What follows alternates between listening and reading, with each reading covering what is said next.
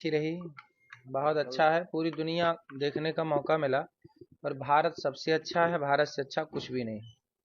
चाहे आप दुनिया के किसी भी कोने में जाइए, पर भारत सबसे बेस्ट है। ये सब कहने की बातें हैं कि ये देश अच्छा है, ये देश अच्छा है, ठीक है। किसी देश में साफ सफाई को मेंटेन किया गया है, किसी देश में हरियाली को, हरे भरे को मेंटेन किया गया है। ये भी अपनी जगह सही है। भारत को भी हरा भरा और साफ सुथरा बनाया जा सकता है। पर भारत की मिट्टी जैसी, भारत की संस्कृति जैसी केवल भारत की ही संस्कृति है, किसी से कोई दूर दूर तक तुलना नहीं है। भारत द सबसे बेस्ट। महाराज जी, जब आप बोलते हैं विवाद हो जाता है, आखिर ऐसी क्या वजह है कि जब आप बोलते हैं तो विवाद हो जाता है? सच्चाई सुनने में आई है कि सच्चाई कड़वी होती है। सच्चाई को निगलना बड़ा कठिन है। आज हमने यही तो बोला कि वैश्या को इस कलयुग में आप वैश्या नहीं कह सकते। तो ये विवाद का कारण बन गया कि आपने वैश्याओं को वैश्या क्यों कह दिया। लिव इन में रहना हमारे सनातन धर्म में हमारे बुजुर्ग बाप दादे हमारे कहते आए हैं कि बेटा चोरी और जारी से बचिएगा। जारी गांव का शब्द है, ठेठ।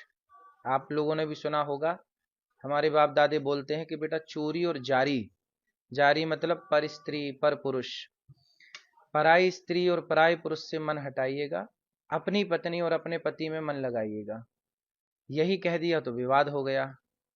कुछ स्त्रियां कुछ लिव इन में रहकर, इसके संग रहकर, उसके संग रहकर, उसके संग रहकर, फिर तीसरे के संग, लड़की हो या लड़का दोनों, चार जगह मुंह मारना। गांव की ठेठ भाषा में है मुंह मारना। जैसे पराई स्त्री या पराई पुरुष में मन लगाने को ना, चरित्रहीनता को गांव में बोलते हैं मुंह मारना। तो ये शुद्ध गांव की भाषा है। और ये जो गलत है उसे गलत ही कहा जाएगा, सही कैसे कह दिया जाएगा। महाराज जी, आपका भाव तो ठीक था, लेकिन महिलाओं का आरोप है कि आपने जिस तरीके से व्यास गद्दी से कहा है, उसको लेकर उनको आपत्ति है, तो क्या पहली इस बात पर? तो पहली बात तो मैं आपको बताऊं कि ये बात प्रश्नोत्तरी, जैसे हम आपसे संवाद कर रहे हैं ना, हम एक संवाद के माध्यम से प्रश्नोत्तरी कार्यक्रम करते हैं, जो कि व्यास गद्दी से अलग कार्यक्रम है। तो ये व्यास गद्दी का कार्यक्रम था ही नहीं, पहली बात तो। दूसरी बात, आपने कहा कि आपने शब्द कुछ ऐसे कहे, ठीक है। पूज्य प्रेमानंद जी ने तो ऐसे शब्द नहीं कहे, फिर भी उनका विरोध हुआ। इसका मतलब है कि शब्दों का विरोध नहीं है, संतों का ही विरोध है। यदि शब्दों का विरोध होता तो केवल मेरा होता। फिर पूज्य प्रेमानंद जी ने तो शब्द ऐसे नहीं बोले, कठोर शब्द। फिर क्यों विरोध हुआ? क्योंकि आज के इस कली काल में संतों को टारगेट बनाया जा रहा है, संतों को किसी भी तरह से बदनाम किया जाए। जितना विरोध अनिरुद्धाचार्य का हुआ, क्या छिंगुर बाबा का हुआ, जो खुलेआम लड़कियों की सप्लाई करता था, 10-10 लाख में बेचता था। जो गलत कर रहा है उसके पुतले जलाए गए हों तो बताओ, छिंगुर बाबा के? छिंगुर बाबा ने तो खुलेआम लड़कियों की सप्लाई की, 10-10 20-20 लाख में बेचा, और मुसलमान होके हिंदू बन के घूमता रहा। किसी महिला को कोई आपत्ति नहीं जब उसने महिलाओं को बेच दिया। महिलाओं को बेच दिया छिंगुर बाबा ने, तब कुछ महिलाओं को आपत्ति नहीं हुई। लेकिन अनिरुद्धाचार्य ने आपकी बेटियों को और आपके बेटों को कह दिया कि चरित्रवान बनिए, क्योंकि ये देश राम का है। चरित्रवान राम, राम चरित्र सुनवे को रसिया, राम लखन सीता मन बसिया। हम ही चरित्र की बात नहीं करेंगे आपकी बेटी के लिए और आपके बेटों के लिए। तो बताइए फिर व्यास गद्दी क्या बात करे? चरित्रहीन बनने दे समाज को। लिव इन में रहना क्या आप लोग ठीक समझते हैं? जब आप सब ठीक समझते हैं तो फिर मेरे अकेले बोलने से क्या होगा? छिंगुर बाबा का विरोध कितनी महिलाओं ने किया। अनिरुद्धाचार्य का पुतला जलाएंगे, विरोध करेंगे, क्योंकि इससे कुछ मिल रहा होगा उनको। अब ये सवाल है कि छिंगुर बाबा का पुतला क्यों नहीं जलाए? किसकी साजिश लगती है आपको? अब भगवान जाने, हम क्या जाने किसकी साजिश है। सनातन विरोधी कोई आज से थोड़ी है, सनातन विरोधी तो सदा से रहे हैं। और जो सनातन का काम करेगा ठीक ठीक उसी का विरोध होगा। जो शराब पी के पड़ा है, जो गलत काम कर रहा है, उसका कोई विरोध नहीं करेगा। आज देखिए गुटखे का प्रचार टीवियों में धड़ल्ले से चल रहा है, शराब का प्रचार चल रहा है, जुए के ऐपों का प्रचार चल रहा है, हर बुराई का प्रचार खुलेआम चल रहा है।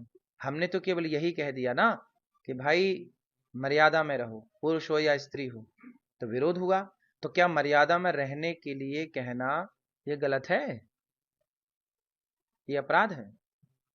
महाराज जी, अब कटाक्ष कैसे होगा इस मामले में? महिलाएं न्यायालय की शरण में जा रही हाँ हैं। जाए, न्यायालय की शरण बिल्कुल जाए। न्यायालय सबके लिए है, मेरे लिए भी है, आपके लिए भी है, बिल्कुल। न्यायालय में मैं भी जाके अपनी बात रखूंगा कि भाई बताइए, आप वैश्या को वैश्या ना कहें तो नया शब्द दीजिए हमें। हमारे शास्त्रों में तो वैश्या के लिए वैश्या ही लिखा है।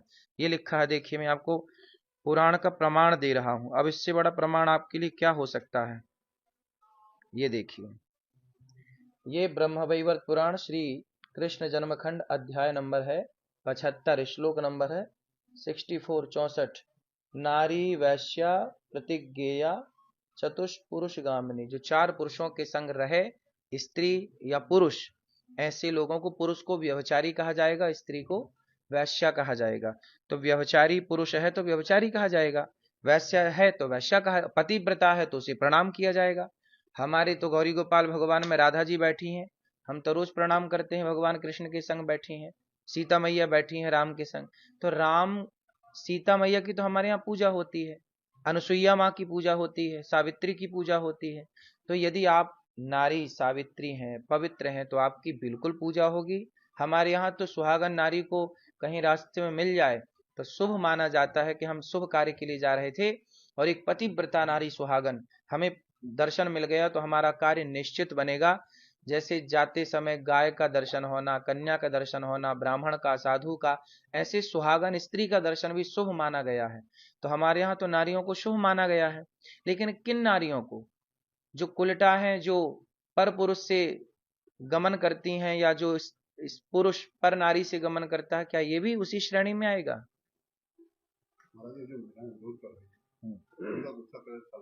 अब भाई उनका गुस्सा तो उनके भगवान शांत करें, हम क्या शांत करें, हम थोड़ी गुस्सा दिला रहे हैं किसी को। वो कह रहे हैं कि हमारी गिनती 4 में कर दी। नहीं, आप 4 में क्यों रहें, आप जो 96 लोग हैं उनमें रहिए। हमारा उनका कहना है कि मराठी में शास्त्र में कहा हुआ वैसा वैसा कह सकते हैं, और कानून में नहीं कह सकते। तो क्या नहीं, कानून की किताब धर्म से बड़ी नहीं है, समझ रहे हैं। धर्म धर्म रहेगा, कानून कानून रहेगा। कानून संसार के लिए है, धर्म पूरी सृष्टि के लिए है। इसलिए वेद पुराणों पर कानून लागू नहीं होगा। कानून की किताब कानून की जगह है, और वेद पुराण की जगह। वेद पुराण के ऊपर कानून थोड़ी चलेगा कि अब वेद पुराण कानून के हिसाब से चलेंगे, वाह।